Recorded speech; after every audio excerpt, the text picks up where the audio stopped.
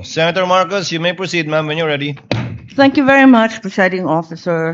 And Attorney Lontok, Yes, ma'am. maupay nga pag-abot din Mapaya hindi kulog, ma'am. aton Senado. Opo, ma'am. Okay, I'd like to affirm lang yung sinabi mo kanina na noong nangyari nga itong hating gabi na interview ni Vice President sa Zoom, agad-agad inorderan kayo, in-instructionan ng NBI na mag-imbestiga. Tama po yun? Hindi po, Your Honor. Sabado po yon, lunchtime, mayroon kaming meeting ako with the then Director Santiago. I think between 12 noon and 1 p.m. And then mayroong instruction na nanggaling kay Delta Santiago na, Jeremy, may kumakalat sa social media, may mga utterances na ginawa ang Vice Presidente. Imbestigahan natin. Since may cyber aspect ito, imbestigahan nyo na. Doon po nagsimula yon. Tama. So anong araw yon? Kasi andito sa inyong affidavit of investigation at yung sinabi ninyo na on even date. Ang tinutukoy mo ba yung November 23 din? November 23, ma'am. Kasi natapos ho ang... Oo, gabing-gabi kasi yon di ba? Madaling araw po ng alauna, ma'am. That's right. So, nag-meeting kayo kaagad-agad? Ganun ba? Hindi, ma'am. Hindi po kasi namin alam yun. Kailan kayo inutusan na mag-imbestiga? During lunchtime, nung may meeting kami ni then Director Santiago, pero iba ho ang iniimbestigahan namin krimen. Kailan kayo sinabihan ng DOJ na mag-imbestiga? Anong araw That po? same day, ma'am. Kaya nga, November 23. November pa din. 23. Oo, pareho lang. Yun ang sinabi ninyo kanina nung tinatanong kayo ng counsel ng prosecution. Yan din ang nakasaad. On even date ang nakasabi sa inyong affidavit. Yes, ma'am. Okay. So, nag-umpisa na kayo. Kwento nga ninyo, four-phase yung investigasyon. Nag-umpisa sa identification. Nagbigay kayo ng hash value. Nag-preserve kayo ng data. Pagkatapos nag-research kayo. Subsequently, sinabi mo na meron kayong open source intelligence search at natuklasan ninyo na meron palang October 18 video na press con na naman ni OVP na nasa Facebook at may mga sinasabi na naman na puputulin yung ulo. Tama ba yon yung October 18 ang nakita ninyo? That's the continuation in the analysis phase, Your Honor. Oo. Yes, Your Honor. Kasi nag-research na kayo, no? Bilang fourth phase nga ng inyong investigasyon. Tama po ba? Hindi po, Your Honor. Yun yung third phase ho, yung analysis and attribution. Sa analysis pa at attribution. So third phase. Pero bandang huli na.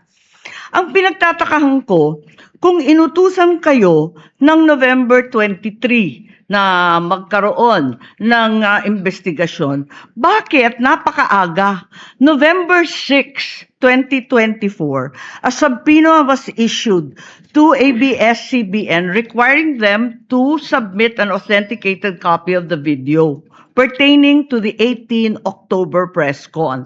Nandito to sa affidavit ninyo, nasa page 8, number 14. Kung inutusan kayo ng November 23, ang ibig ba sabihin, November 6 pa lang, minamanmanan na si Vice President? Iniimbestigahan na siya bago pa yung Zoom conference sa Kongreso? No, Your Honor. I believe that's a typo yung date. Sorry? Kasi that's a typo, Your Honor, yung date. Kasi makikita doon yung date noong appearance ng taga-ABS-CBN, which is consistent ho siya doon sa ibang initial Kailan ng ba yung subpoena. appearance? Kasi hindi ko nasusundan yung timeline ninyo eh. Parang yung November 23 yung utos, pero November 6 pa lamang may subpoena na. Ba't nagkaganon? Typo ho yan, Your Honor. Hindi ho yan November 6. Typo na naman katulad ng Department of Justice. No, Your Honor. If I may refer to my notes, Your Honor. Oo, pakita mo na lang sa akin kasi nahanap ko hindi ko masundan eh. You may do so, This is Counsel. page 6, number 14 po. November 6, 2024, subpoena to ABS-CBN.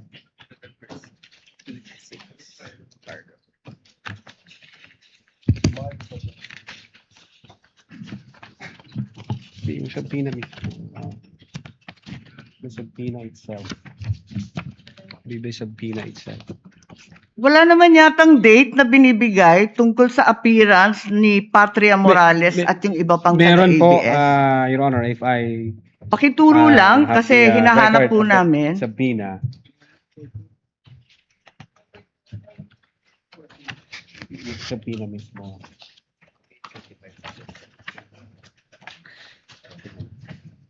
For information, the time of Senator Judge Marcos is over. Kindly.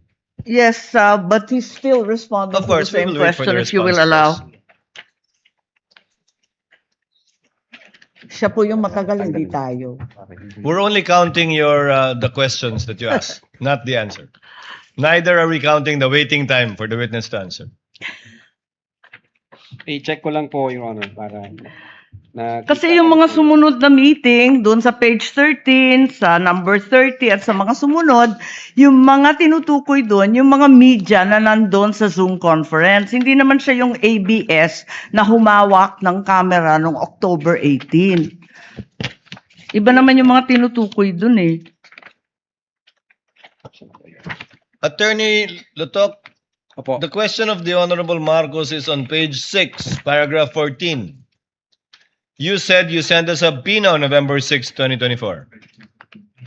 Unfortunately, because the annexes are not part of the document marked, it's not here. So the question is quite clear. If it's a mistake, then what is the correct date of the subpoena? If I can see the real subpoena, Your Honor. Kindly talk to the mic, please. Yeah.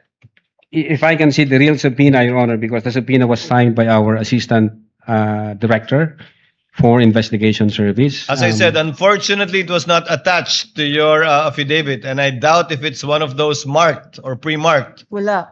by the counsel for prosecutors. As he said and admitted earlier, he did not or they did not mark all of the annexes in your affidavit. Yes, Your Honor. If I may, check ko lang po, Your Honor, para sigurado ho. Wala sa'yo ngayon. Inaanap ko po rito. Wala nga pong annex yan eh. Wala sa annex at wala rin sa affidavit. Kasi yung mga media na tinutukoy sa ibang pahina, yung mga nag-interview nung Zoom conference. Dito ho yung certified true copy daw, Your Honor. If I may, Your Honor, please, can I assist on this regard, if the court will allow? Only if you can produce a copy of the November 6 subpoena, counsel. Exactly, Your Honor. The documents are present. They are in the possession at present of the witness, Your Honor, please. They may not have been physically attached to the affidavit investigation, but they do exist in the records of the case as separate pre-marked documents, Your Honor, please. So Okay. it's here? Presiding officer, then is counsel saying that therefore the affidavit is defective or wrongful, and With that all November 6 is not the right date? What then is the right date to With the all due subpoena respect, to Your Honor, ABS? please, with all due respect, we object to the use of the term defective. Counsel, we shall await. Let the Yes. document speak for itself. Yes, Your Honor, please. If it's there. The witness is Yes, now it in the was the witness process. who said that it was a mistake, not me. No, it doesn't make the entire affidavit of investigation defective. No, I merely said the date was wrong, All right. because that's what he said. Yes, Your Honor.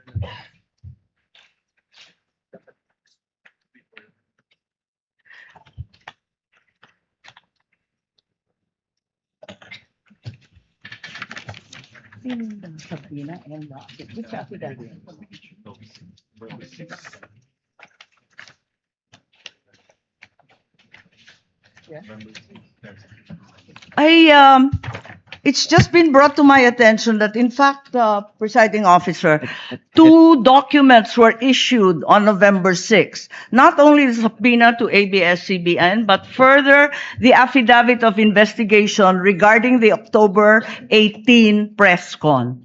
Can we please be clarified as to these two documents which don't seem to appear in the affidavit nor in the annexes provided? Let's first wait for the witness to answer the first question, Senator Judge Marcos. Okay. Yes, If I- Attorney Lotok. If I may, Your Honor. Ito ho, ang subpoena, Duces Tecom, yung date ho ng appearance niya is December 11. Appearance po. Ang tinatanong Appearance. yung date ng subpoena. Date Attorney ng Lotok. subpoena, Your Honor, is 6th day of November 2024, which I believe this is a typo kasi magkakasunod ho ito doon sa mga inisyuhan namin na media personalities. Attorney Lotok, typo na yung affidavit mo? Typo pa yung subpoena? Hindi po. What are you Typo looking yun. at? The subpoena or the affidavit? Dalawa yan eh. What are you looking at, Attorney Lotok? The Subpoena, Your Honor. So the subpoena is dated November 6. Okay. This- And the affidavit also is November 6. Dalawang typo carried over. Asan yung affidavit? Hindi ko pa nakita, ma'am, yung affidavit na November. Your 6. Ikaw affidavit ang says pumirma November eh. 6. Pero patingin ako ng affidavit. Yung affidavit of investigation mo na binigay, pati I-check yung ko po, ma'am. amended, carried over din. Yung first draft na rineject ng DOJ, yung ikalawa, parehong November 6. Saan? Pirmado ninyo eh. Page 6, counsel, paragraph 14 of his affidavit of investigation. Yes, Your Honor. It's November 6, 2024 ang nakasulat dyan. So typo din yan? Is it your testimony na typo din yan? I believe so, Your Honor. Kasi ang intention namin dyan is 11 December 2024. Anyway, Senator Judge Marcos, the document will let the document speak for itself. That would be the best evidence of it, if at all, of the dates Thank you. of either the subpoena and or the affidavit. Yes, presiding officer, just to provide our witness a chance to correct himself for the documents, sa palagay mo, ano yung tamang date kung mali yung November 6? Same ho, Your Honor, doon sa mga subpoena na inisyu namin sa media personalities. Dapat Ah, magkakapareho. Yes, magkakasunod po yun. Okay, sige. Maraming salamat. Thank you very much, presiding officer. Damo nga salamat. Salamat po, ma'am. Thank you, Senator Judge Marcos. Senator Bam Aquino.